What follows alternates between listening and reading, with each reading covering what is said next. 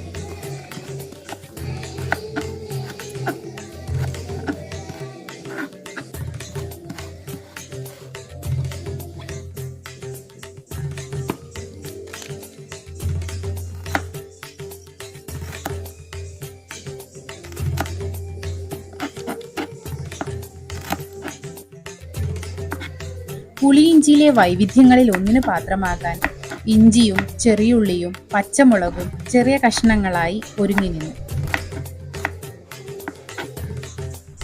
ഇനി ഒരു ഉരുളി അടുപ്പിലേക്ക് വെക്കേണ്ട താമസമേയുള്ളൂ.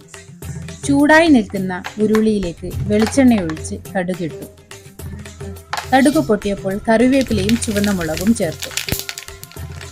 ഇവ മൂന്നും നന്നായി വഴറ്റിയതിനു ശേഷം അതിലേക്ക് അരിഞ്ഞു വെച്ച ചെറിയുള്ളിയും പച്ചമുളകും ഇഞ്ചിയും ചേർത്ത് നന്നായി വഴറ്റിയെടുത്തു.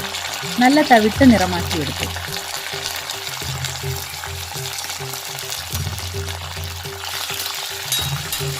അപ്പോഴേക്കും ഉലുവാപ്പൊടിയുടെയും കായത്തിന്റെയും മല്ലിപ്പൊടിയുടെയും ഊഴമായിരിക്കുന്നു.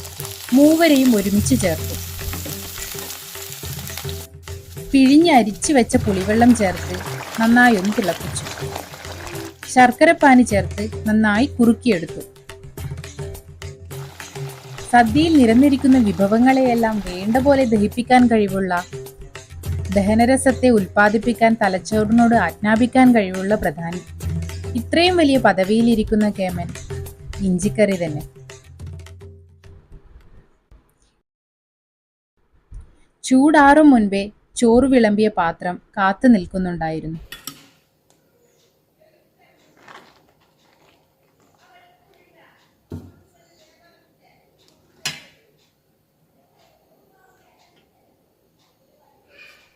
ഒരു സ്പൂൺ തന്നെ ധാരാളം.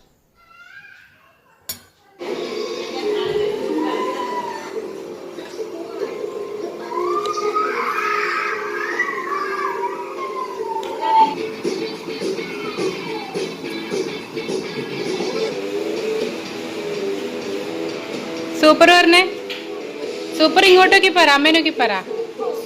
സൂപ്പർ കൈയോട്ടാക്ക്.